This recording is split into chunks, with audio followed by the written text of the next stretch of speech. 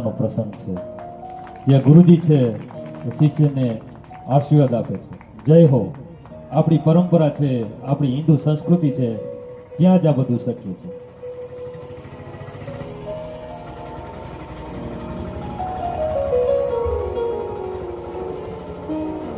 અને હવે આપણે બધા પૂજ્ય બાપુના આશીર્વાદ લઈએ. સૌ જ્યાં બેઠા છો ત્યાંથી તાલી વાદનથી પૂજ્ય બાપુના આશીર્વાદ લઈએ.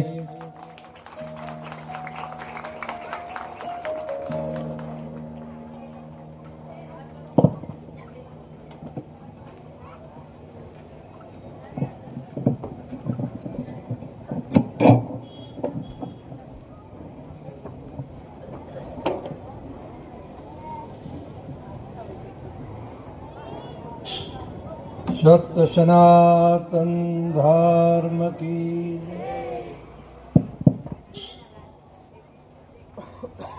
આજે શ્રીમદ ભાગવત પ્રસંગે વ્યાસને ઉપસ્થિત વક્તાશ્રી, વિપ્રજનો,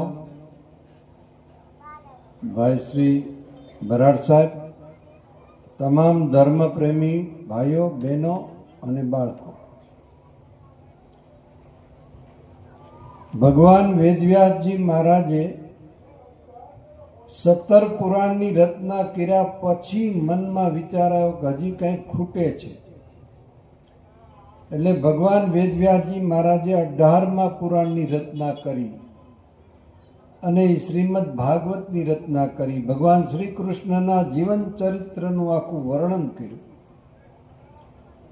ભગવાન શ્રી કૃષ્ણ સ્વધામ બિરાજ્યા પછી જન સમુદાયના હૃદયમાં કેવી રીતે ભક્તિ બિરાજે એ માટે શ્રીમદ ભાગવતનું વર્ણન કર્યું. આપણે શ્રીમદ ભાગવત સાંભળવાથી આપણી વૃત્તિઓ, જે ગ્રંથિઓ, એ નિર્મળ બને છે. પિતૃનો પણ મોક્ષ થાય છે એમ કહેવામાં આવે, પણ અમે તો એમ કહીએ છીએ જીવતા સાંભળે તો એની પણ મુક્તિ થાય છે. એટલે આપસમાં સંવેદનાના સૂર વાગવા માંડે, ઘરને સ્વર્ગ બનાવે, બેનું દીકરીઓ સંપીને રીએ, સાસુ વહુ સંપીને રીએ, એટલે શ્રીમદ ભાગવત ફળ્યું એમ કહેવાય. સાચા અર્થમાં શ્રીમદ ભાગવત ફળ્યું ત્યારે ગણાય કે તમે એમના વિચારો પ્રાપ્ત કરીને ઘરને સ્વર્ગ બનાવો. તો ઘણા બુદ્ધિજીવી એમ કહે છે કે શ્રીમદ ભાગવત એનું એ હોય ગ્રંથ, એનું એ રામાયણ હોય, અને વારે વારે વાંચન કેમ? આવું ઘણા બધા લોકો તર્ક બુદ્ધિથી કહે છે. પણ તામસતાને અટકાવવા માટે સાત્વિક વૃત્તિના વિચારો ફેલાવવા બહુ જરૂરી છે.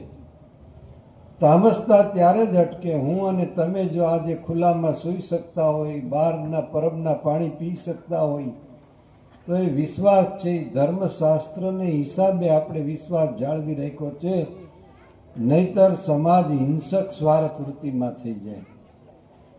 જ્યાં સુધી આ દેશમાં શ્રીમદ ભાગવતની ભક્તિ સરિતા વહેતી રહેશે, જ્યાં સુધી રામાયણની ભક્તિ સરિતા વહેતી રહેશે, ને આવી મહિલા મંડળ બહેનો બધા અવારનવાર વાંચનના આયોજન કરાવ્યા કરશે, ત્યાં સુધી વિશ્વની કોઈ તાકાત નથી કે હિન્દુ સંસ્કૃતિનો વાળ વાંકો કરી શકે. એટલે ધર્મપરાયણ જનતા, બચપણમાં નાના બાળકોને પણ લઈને આવો, અને સારા વિચાર વગર કોઈ દિવસ સારી વ્યક્તિ ન તૈયાર થાય. સારી વ્યક્તિ વગર સારો સમાજ તૈયાર ન થાય, સારું રાષ્ટ્ર તૈયાર ન થાય. એ સારા વિચારની પ્રાપ્તિ જો કરવી હોય તો આપણા ધર્મશાસ્ત્રો પાસે જવું જોશે, મહાપુરુષો પાસે જવું જોશે, આપણા ધર્મગુરુ પાસે જવું જોશે, અને સારા વિચારો જે છે એની પ્રાપ્તિ આપણે કરવી જોશે. આપણી પાસે વિચારનું સામર્થ્ય હોવું બહુ જરૂરી. જેમ શરીર સામર્થ્ય હોવું જોઈએ, એમ વિચારનું સામર્થ્ય હોવું જરૂરી. શ્રીમદ ભાગવત વિશે તો વક્તાશ્રી ઘણું કહેતા હોય. હું તમને સનાતન સંસ્કૃતિ વિશે થોડી વાતો કરું કે હું અને તમે બધા સનાતની છીએ. સનાતન ધર્મમાં આપણો જન્મ થયો છે, સનાતન સંસ્કૃતિમાં એ ગૌરવની વાત છે. સનાતન સંસ્કૃતિ એ પ્રાચીન સંસ્કૃતિ છે. પૃથ્વી ઉપર અત્યારે કોઈ સંસ્કૃતિ જો જૂની હોય તો સનાતન સંસ્કૃતિ છે. શા માટે મહત્વની છે? કે એમની પાસે એના રીત રિવાજો છે, એમની પાસે એમના ધર્મગુરુઓ છે, એમની પાસે એના ગ્રંથો છે, શાસ્ત્રો છે, વેદો છે, પુરાણો છે, ઉપનિષદો છે. એમના એક એક રિવાજો સમજી વિચારીને વિજ્ઞાનને સાથે રાખીને અપનાવવામાં આવ્યા છે. આપણી બેન દીકરી રસોઈ કરે, સનાતની દીકરી, તો હળદર કેટલી વાપરવી, અજમો કેટલો વાપરવો, હિંગ કેટલી વાપરવી, એ વિજ્ઞાનને ધ્યાનમાં રાખીને રસોઈ બને છે. વાયુનો પ્રકોપ હણનાર જે તત્વ છે તો અજમો કામ કરે છે, હિંગ કામ કરે છે. હળદર એન્ટીબાયોટિક છે, જેથી કરીને શરીરમાં ક્યાંય ગાંઠ ગુમડું હોય તો એ શરીરમાંથી નાશ કરે છે. આવી આપણી કેળવાયેલી સભ્ય સંસ્કૃતિ છે. અરે આપણા તહેવારો જે છે એ વિજ્ઞાન સાથે સંકળાયેલા છે. ભાદરવા મહિનામાં શ્રાદ્ધ આપણે નાખીએ છીએ, ખીર ખાઈએ છીએ. શા માટે? કઈ આપણા દાદા વડીલો કઈ કાગડા થઈને થોડા બેઠા હોય, પણ એ કૃતજ્ઞતાની ભાવના છે કે આપણા વડીલોએ આ મિલકત મૂકીને ગયા છે, એનો ભોગવટો કરીએ છીએ, એનો ઉપકાર માનીએ છીએ. એને 3 પેઢીએ આપણે યાદ કરીએ છીએ કે આપણા દાદા હતા, અને સાથે વિજ્ઞાનને અપનાવીએ છીએ. કારણ કે લીલોતરી ખાઈને ચોમાસામાં ભીંડાનું શાક ખાઈને, ચીવડા ખાઈને પિત્તનો પ્રકોપ થાય, એટલે એનું મારણ જો હોય તો ખીર છે, એટલે 15-16 દિવસ ખીર ખાવાની. આ વૈજ્ઞાનિક પદ્ધતિ. ધૂળેટી ઉપર આપણને ડાળિયા ખાવાનું કહે, ખજૂર ખાવાનું કહે, ઉતાસળીને પ્રદક્ષિણા ફરવાનું કહે. એમાં વિજ્ઞાન છુપાયેલું છે. કારણ કે કફનો પ્રકોપ થાય, કફનું કોઈ મારણ હોય તો ડાળિયા કફ ખાવાથી મટે, ડાળિયા ખાવાથી કફ મટે. અને એવી જ રીતે તાપને ફરતો આંટો મારીએ, અગર શરીર શેકીએ તો કફનો પ્રકોપ શમી જાય. અરે દિવાળી ઉપર જે છે એ રંગરોગાન કરીએ, ગાર ગોરમટી કરીએ. દેશી મકાન હતા, કાચી માટીના, ગાર ગોરમટી કરીએ. ચોમાસામાં જીવજંતુને વીછી હોય અને એ દિવાલનું રક્ષણ કરવા માટે આપણે હાંઠીઓની રક્ષા આપી હોય, યા તો કેતકીના તાલા, અગર તો ખજૂરીના તાલા બાંધોઈ કાઢીને ગાર ગોરમટી કરીએ, ધૂપ ધુવાડો કરીએ, નોરતામાં ધુવાડો કરીએ. જીવજંતુ બેક્ટેરિયાનો નાશ થાય. આ એક પ્રકારે વિજ્ઞાન છે. આપણી તમામ સભ્યતા જે છે એ વિજ્ઞાન સાથે સંકળાયેલી છે. આપણે સંબોધનમાં માટે દાદા દાદીમાં, નાના નાની, કાકા કાકી સંબોધન માટે બધા શબ્દ છે. દુનિયાની કોઈ સંસ્કૃતિમાં આટલા બધા સંબોધન નથી. આપણી પાસે સનાતનીઓ પાસે સૂત્ર છે. માતાને દેવ સમાન, માતૃદેવ પિતૃદેવ સમાન, ગુરુદેવ સમાન, આચાર્ય દેવ સમાન, અતિથિ મહેમાન આપણો દેવ સમાન. આ આપણી સભ્યતા છે. અત્યારે ટીવી જોતા હોય બેઠા બેઠા, મહેમાન આવ્યો હોય પાણી પાવા ઉભા નથી થતા. એનો મતલબ એ થયો કે તમે ક્યાંક સનાતન સંસ્કૃતિ ભૂલી જાઓ છો. સનાતન સંસ્કૃતિના તમામ રિવાજો, તમામ વ્યવસ્થા, તમામ સૂત્રો, રીત રિવાજો, બેન દીકરીને સાસરે મોકલે તો એની 10-10 પ્રિન્ટ જે છે એ છાપ એના વડીલના ઘર ઉપર, પિતાના ઘર ઉપર, કમાડ ઉપર, દરવાજે છાપ દઈને જાય કે દિવાલને છાપ દઈને જાય.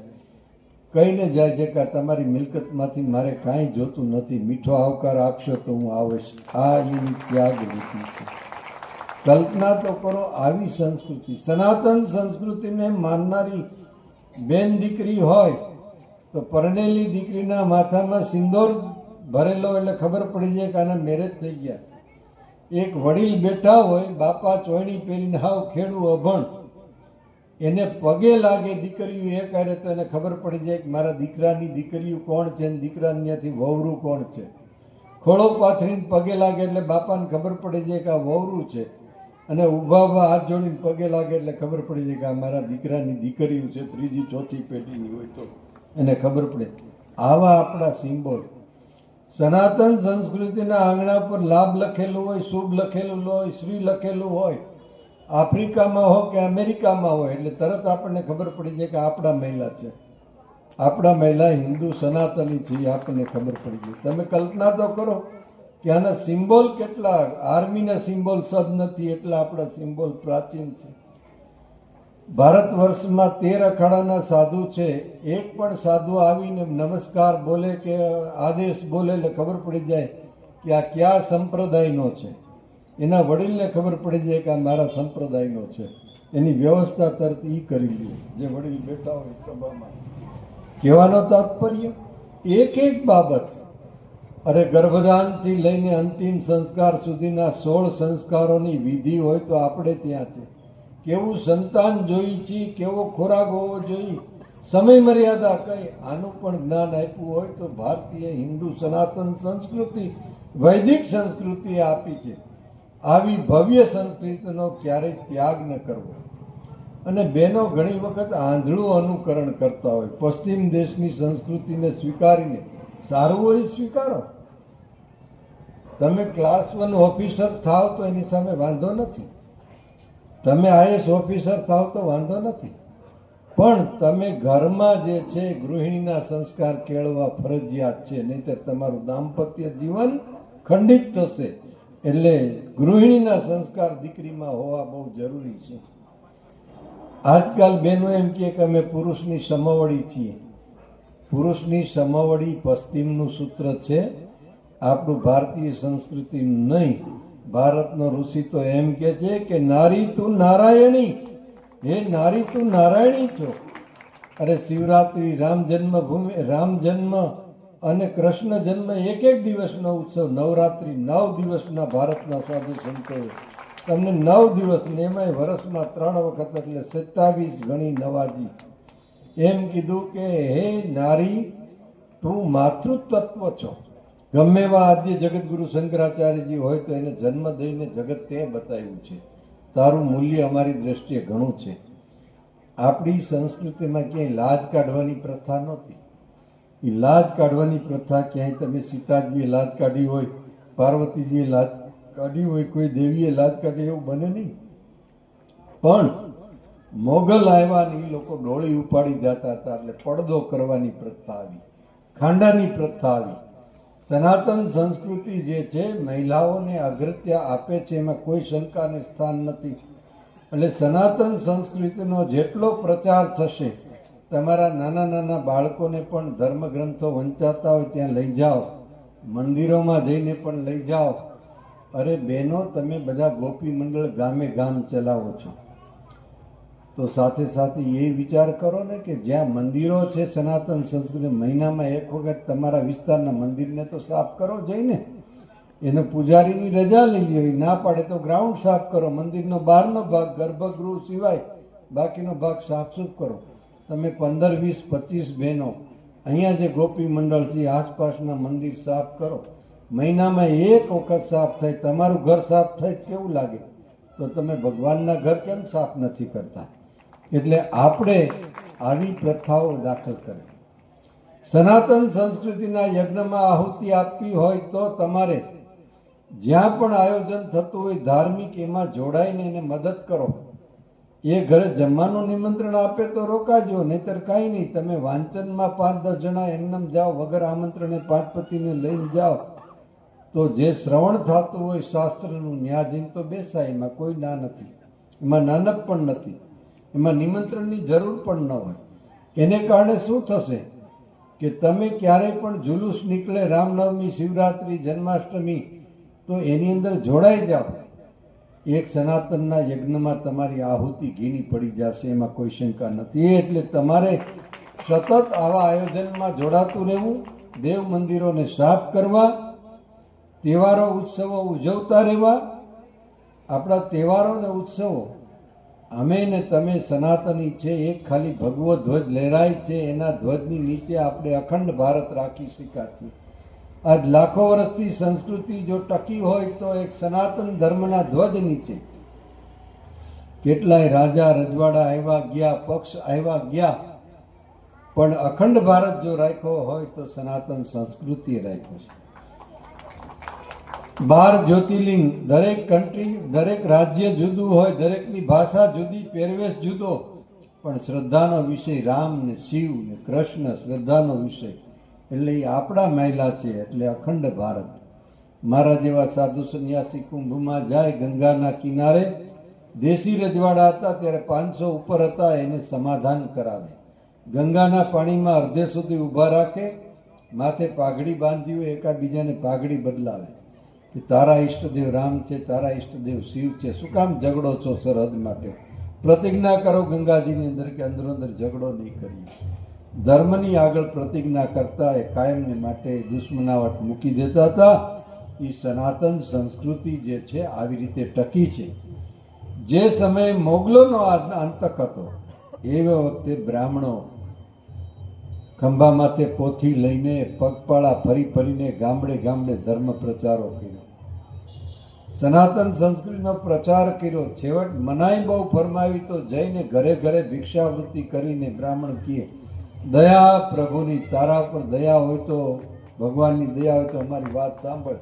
આજે સાતમ ને સોમવાર થયા, આજે શ્રાવણ મહિનો બેઠો, આજે નવરાત્રિ, કારણ કે મનાઈ હતી તહેવાર મનાવે તો ઘરમાં તો માતાજીની સ્થાપના કર, ઘીનો દીવો કર, ને તો સંસ્કૃતિ ભૂલાઈ જશે આપણી. આ રીતે એ પ્રચાર કરતા હતા. સનાતન સંસ્કૃતિ પાસે 5 પરિબળો વંદનીય છે. હું અને તમે સનાતની છીએ. લોહી તો બધાયનું લાલ છે. યુસુફભાઈ લાલ કલરનું લોહી હોય છે, તો મરિયમમાં ઈ જ છે. તો આપણામાં શું ફેર છે? તો સનાતનની સંસ્કૃતિ પાસે 5 પરિબળો વંદનીય છે. એમની પાસે ઋષિમુનિઓ છે, એમની પાસે વિપ્રજનો છે, એમની પાસે ધર્મશાસ્ત્રો છે, એમની પાસે મંદિરો છે, અને એમની પાસે તીર્થો છે. આ 5 પરિબળોને તમે સ્વીકારતા રહેશો ત્યાં સુધી વિશ્વની કોઈ કન્ટ્રી તમારી સામે ટેઢી આંખથી નહીં જોઈ શકે. આદિત્યનાથજીએ 66 કરોડ જનતા ભેળી કરી, હિન્દુ પ્રજા. એમાં કોઈ વાણિયો નહોતો આવ્યો, કોઈ બ્રાહ્મણ નહોતો આવ્યો, કોઈ પટેલ નહોતો આવ્યો, કોઈ મેર નહોતો આવ્યો. બધા એમ કહેતા હતા અમે સનાતની છીએ, અમે બધા સનાતની છીએ, અમે બધા સનાતની. કહેવાનો તાત્પર્ય, બધા જ સંપ્રદાયના લોકો હતા, છતાં કોઈ એમ નહોતું કહેતું કે હું વૈષ્ણવ છું, શિવ સંપ્રદાય છું, સ્વામિનારાયણીઓ છું. એ એમ કહેતા હતા કે અમે બધા સનાતનના સંતાન મેળો કરવા માટે આવ્યા. વિશ્વને બતાવી દીધું કે અમે 100 કરોડ ઉપર ભેળા થાય તો દુનિયાની કોઈ વિકસિત કન્ટ્રી પણ અમારું કંઈ બગાડી શકે નહીં. માટે સંગઠિત થાવ, સંપીને રહ્યો અને સનાતન સંસ્કૃતિની પરંપરા સ્વીકારો. હું તમને એમ કહું કે રાંદલમાંના લોટા તેડીએ છીએ, તઈએ વડીલો બેઠા બેઠા કુમારિકાના પગ ધોતા હોય. એ પગ ધોતા હોય, એ 10 વર્ષને 12 વર્ષના દીકરાએ જોયું હોય, દીકરાના દીકરાએ, કે મારો દાદો જે છે દીકરીઓના પગ ધોવે છે, મારી દાદી પગ ધોવે છે. એ આ નજરે જોવે તો આજે જે ઘટનાઓ બને છે ન બને. જો કોઈ આ પરંપરા જેની ઘેરે રાંદલ થઈ જાય, એટલે સમજ્યા વગરની સંસ્કૃતિ નથી. દરેક બાબત સમજી સમજીને મૂકવામાં આવી છે, સમજીને સંબોધન કરવામાં આવ્યા છે. માટે આવો સંકલ્પ કરીએ કે સનાતન સંસ્કૃતિ પ્રમાણે અમે ચાલશું. બહુ તર્ક બુદ્ધિથી કરનાર એમ કે બહુ જૂનું થઈ ગયું, એમાં આપણને ખબર પડે એવું નથી, રીત રિવાજ ખોટા થઈ ગયા. એનો શું ફાયદો છે એ ખબર ન હોય તો એને ઉખેડવાની કોશિશ ન કરવી. જે દિવાલ બની છે, શું કામ બની છે એની ખબર ન હોય તો એને તોડવી ન જોઈએ. ગોંડલ સર ભગવતસિંહજીના દીકરા નટવરસિંહજી છે, એને ગામ વચ્ચે એક બગીચો હતો, ક્રિકેટ રમતા હતા, એમાં એક વાડ કાઢી નાખી. એટલે ગોંડલ દરબાર સાહેબે કીધું કે વાડ શું કામ કાઢી ભાઈ? તો કે ક્રિકેટમાં નડતી હતી. તમને ખબર છે શું કામે બનાવી હતી? તો કે નહીં. તો શું કામ કાઢી? ગામની બેન દીકરીઓ કામથી, ઘરકામથી થાકીને કંટાળી ગઈ હોય કે બગીચામાં ફરવા જાય અને મોટી બોર્ડર બનાવેલી વાડ હોય તો એના આધારે બેસી શકે ને વાતચીત કરી શકે, ગામની મર્યાદા જળવાય. એટલા માટે તમે આ મર્યાદા ઉકેડી નાખી, માટે તમારો દંડ કરવામાં આવે. તો કહેવાનો તાત્પર્ય, તમારા સુરાપુરા છે. સુરાપુરા બાપા તો 200 વર્ષ પહેલા થયા હોય કે 100 વર્ષ પહેલા થયા હોય, 500 વર્ષ પહેલા થયા હોય. તમે ભેળા થાવ છો, એનો ફાયદો શું? ત્યાં ભેળા થાવ છો, એના નિવેદ ધરો છો. તો કે આ હિન્દુએ જ્યાં આવે ને હનુમાનજીના પાણા સિંદોર ચોપડીને કામ કર્યું છે. એમ નથી. તમે ભૂતિયા બધા એક ઠેકાણે ભેળા થાવ કે મોઢવાડિયા ભેળા થાવ, તો એમાંથી એ બધાય નિવેદ જુવારવા ભેળા થાય તે એ ચર્ચા કરે કુટુંબી કે દીકરાઓને વરાવાનો પ્રશ્ન છે, ભણાવવાનો પ્રશ્ન છે, અનેક પ્રશ્ન હોય, કોર્ટ કચેરીના પ્રશ્ન છે. તો એમાંથી એકાદો તો પૂરો જેવો હોય ને કામ પતાવી દે તમારું બધા ભેળા થઈને. એટલા માટે એ નિવેદ કરવા જરૂરી છે ને એ બાને ભેળા થવું જરૂરી છે. તમારી સંભાળ કુટુંબનો નજીકનો રાખશે, એના જેવી બીજી કોણ રાખશે? એટલે ખરેખર એ હુરાપુરા ન કરતા હોય તો કાંઈ નહીં, પણ એ બધા ભેળા થાય કળજુગે સંઘે શક્તિ, એટલે તમારું કામ પતી જાય. એવી જ રીતે કુળદેવી શું છે કે તમે વર્ષો પહેલાં તમારું ગોત્ર, તમારું શાખા, તમે કઈ શાખામાંથી કયા ઋષિના વંશજો છો, આ માહિતી હતી. તમારી ગમે જે જાતિ હોય પણ એની માહિતી થોડો માણસ ભૂલી જાય છે. એ એમ કે અમે આ વંશના છીએ, એનું ગૌરવ હોય એને. તો સનાતન સંસ્કૃતિ, ભારતની પ્રાચીન સંસ્કૃતિ, આવો બહેનો હવે એને જીવંત રાખવા માટે મુક્તાનંદ તમને અપીલ કરે છે કે મંદિરો જે છે એ સ્વચ્છ રાખો. આપણી પરંપરાઓને, આપણા રિવાજો છે એને જાળવી રાખવાનો પ્રયત્ન કરો. કેનિયાની અંદર જે લોકો ગયા એણે એના રીત રિવાજો જાળવી રાખ્યા હતા, આફ્રિકામાં ને બધે, અને વર્ષો સુધી 125 વર્ષ સુધી લોકોએ જાળવી રાખ્યું. અને જે લોકો યુરોપમાં ગયા એણે એના રિવાજો ખંડિત કરી નાખ્યા. ધોળિયા કાળિયામાં પીણ્યા, કાળિયા જે છે ધોળિયામાં પીણ્યા. ઘડીક એ લોકો ચર્ચમાં જતા ને ઘડીક મંદિરમાં જતા ને પછી એની પેઢી થઈ કે સેવાય નથી જવું. જેનું કલ્ચર નાશ પામે એ સમાજ નાશ પામે. હું ઇજિપ્તમાં ગયો તો એ વખતે ઇજિપ્તનું કલ્ચર નાશ પામ્યું છે. એના મૂળ ઇજિપ્તવાસી કોઈ નથી, બધા ઇસ્લામમાં કન્વર્ટ થઈ ગયા છે. તમે જે ગામમાં રહેતા હતા એ ગામની અંદર પરંપરા છે, ગ્રામ્ય દેવ હશે, તમારા કુળદેવ છે, એટલે તમે પાછા એ દિવસે જાશો ને, ભલે અમેરિકા વયા ગયા તો તમને ખબર પડે કે અમે આ કિંદરખેડાના વતની છીએ અને અમારા ફલાણા બાપા જે છે એ હુરાપુરા છે. એ તારીખે જાઓ એટલે તમને ભાઈઓની જેમ એ અપનાવી લે, જેટલા યુવાન હશે ને ભાંડોડાની જેમ. તમને વર્ષો પછી પણ તમને તમારું ઘર મળ્યું હોય એવો અહેસાસ થાય. હા, હૂંફ છે એકાબીજાની, અને મનુષ્યને હૂંફની જરૂર છે. આપણે લોકો ઓછું સુસાઇડ કરીએ છીએ, ફોરેનમાં વધારે ડિપ્રેશનમાં જાય. દવાઓ જે વેચાય છે ડિપ્રેશનમાં હોય જાય એની. અહીંયા આપણને ખબર નથી ડિપ્રેશન શું છે, કારણ કે નવરાત્રિ હારે રમતા હોય કે એના ઘરમાં શું છે એ કોણ જાણે, પૈસા ચેક નથી. પણ દાંડિયા રસ લેતા હોય, શ્રીમદ ભાગવત હોય, ગીત ગાતા હોય, આનંદ મંગલ છવાઈ ગયો. જો આ 7 દિવસ તમે બધા આનંદ મંગલ કર્યો છે. ડિપ્રેશન હું આપણને સ્પર્શ કરે. આપણે ઉત્સવ પ્રિય પ્રજા છીએ. ઉત્સવને કારણે આપણા ડિપ્રેશનને વ્યા જાય ને આપણા રોગ પણ વ્યા જાય.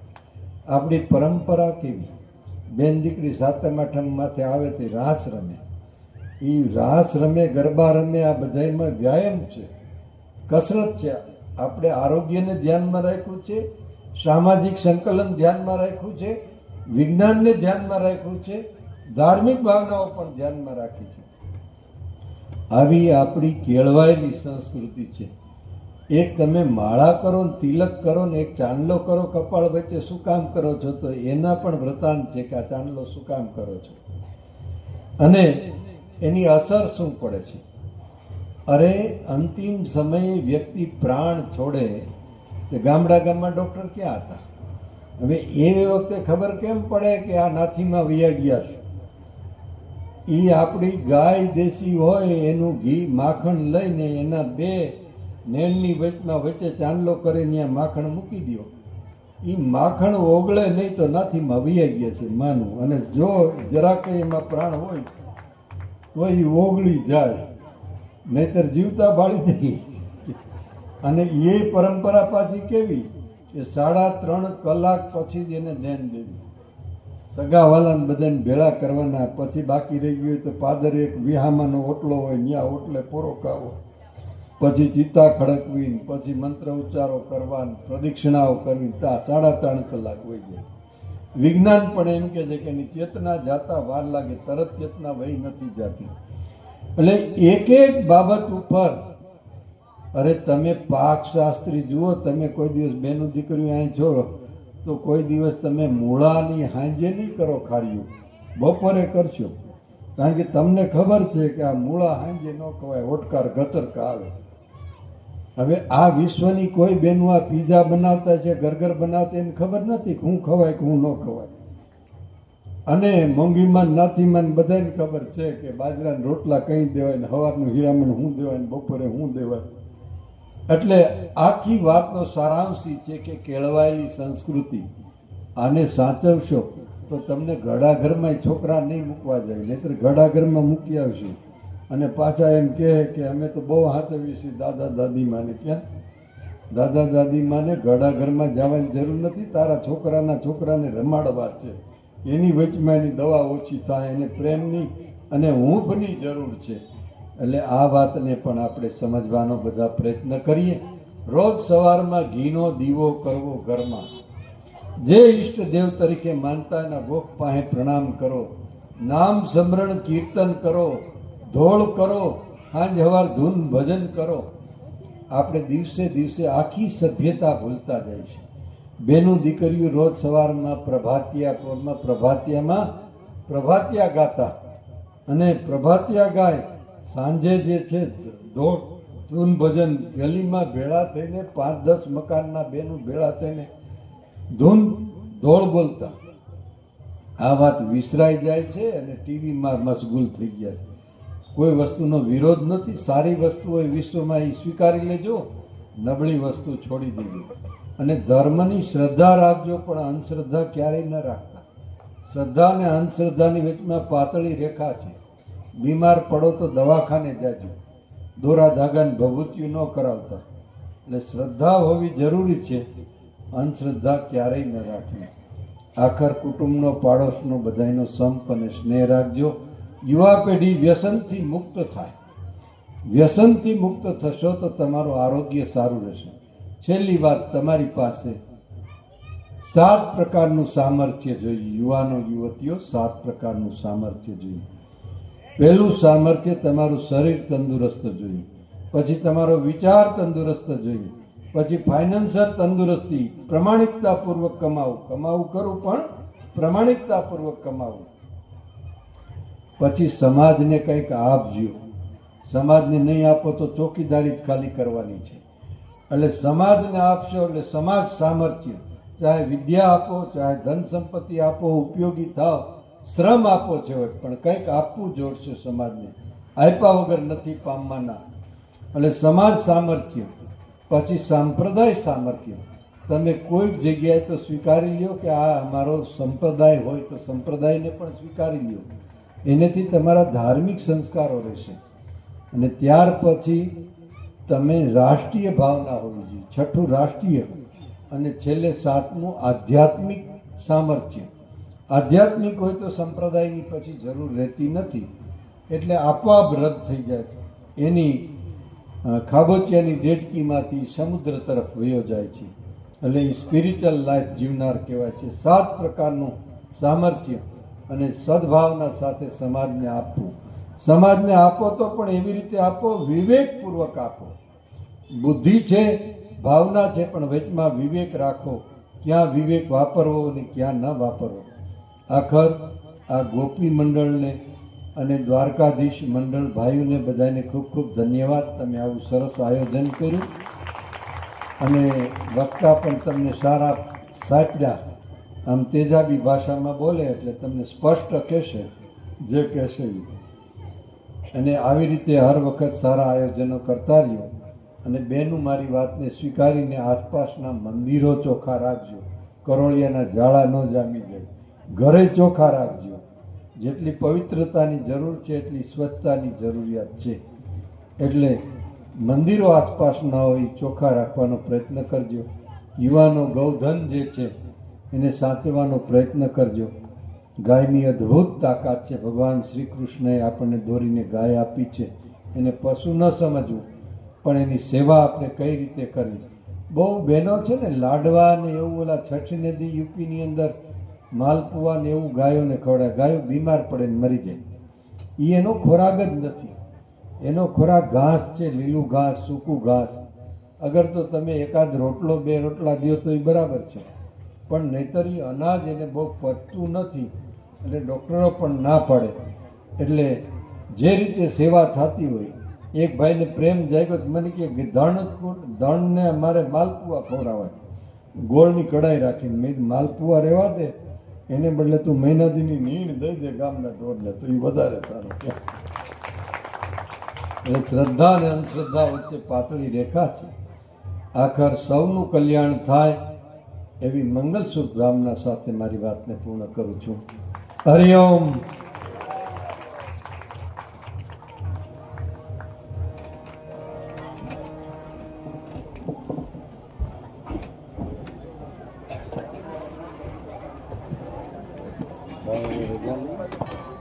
બોલીએ સદગુરુદેવ કી જય. પૂજ્યપાદ ગુરુદેવ કે જેમની આજે ઉપસ્થિતિ, અને આમ તો અહીંયા બધા બેઠા છે કારણ કે આપણી આ કથા જબરજસ્ત છેલ્લા દિવસે વિરામના દિવસે સફળ થઈ ગઈ. જબરજસ્ત કે પૂજ્ય બાપુ, પૂજ્ય સાહેબ ગીજભાઈ બરાડ સાહેબ, સમગ્ર પૂજ્ય બાપુના ચરણોમાં વંદન, બાપુને પણ વંદન, બરાડ સાહેબને વંદન. અને આજે આપણે બધા અહીંયા પૂજ્ય બાપુના વચનો સાંભળ્યા, એમાં જેણે મુખ્ય કિરદાર અહીંયા પોરબંદર આવવા માટે નિભાવ્યો છે એવા ભાઈ શ્રી જયેશભાઈ દવે, તાળીઓના ગળગડાટથી વધાવો સતત. એમને પણ અને બધાનો આભાર સાથે આપણે ધીમે ધીમે આ કાર્યક્રમના વિરામ તરફ જઈએ છીએ. પૂજ્ય બાપુ આપણે